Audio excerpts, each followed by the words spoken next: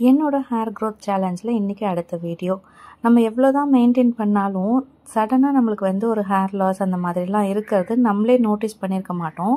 நான் வேறு ஒரு வீடியோ எடிட் பண்ணும்போது தான் பார்த்தேன், ஃப்ரண்ட்டில் ஹேர் வந்து ஒரு பேட்ச் மாதிரி லாஸ் ஆகிருக்கிறது.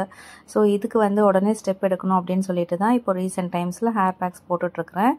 இது வந்து 4th வீக் நான் வந்து இந்த ஹேர் பேக் யூஸ் பண்ணேன். இன்றைக்கே வந்து எனக்கு நல்ல பேபி ஹேர்ஸ்லாம் ஸ்டார்ட் ஆகிட்டு நல்லா க்ரோத் இருக்கிறது வந்து விஷுவலாகவே தெரிஞ்சுது. ஸோ இதுக்கு நான் என்னென்னலாம் யூஸ் பண்ணியிருந்தேன் அப்படின்னு சொல்லி பார்க்கலாம்.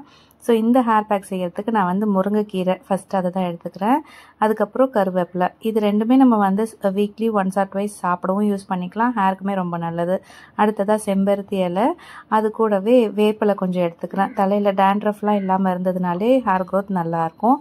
ஸோ வேப்பிலை, ஃபைனலாக நான் வந்து மருதாணி கொஞ்சம் எடுத்துக்கிறேன்.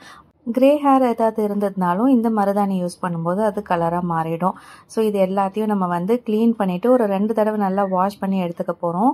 முந்தின நாளே ஒரு 3 ஸ்பூன் வெந்தயம் வந்து ஊற வச்சுருந்தேன், அதை ஃபஸ்ட்டு மிக்ஸி ஜாரில் சேர்த்துக்கலாம். இது கூடவே ஒரு 5 சின்ன வெங்காயம் தோல் உரிச்சிட்டு அதையும் சேர்த்துக்கிறேன்.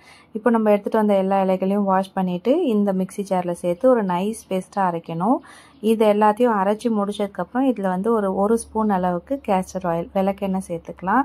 இந்த ஹேர் பேக்கை வந்து நம்ம ஃபில்ட்ரு பண்ணியும் யூஸ் பண்ணிக்கலாம், இல்லை வாஷ் பண்ண முடியும் அப்படின்னா நம்ம வந்து அப்படியே யூஸ் பண்ணிக்கலாம். இதை வந்து எல்லா ஹேர்லேயும் படுற மாதிரி நல்லா ரூட்லேருந்து ஹேர் ஃபுல்லாக அப்ளை பண்ணி ஒரு 1/2 அன் ஹவர் ஊற வச்சா போதும்.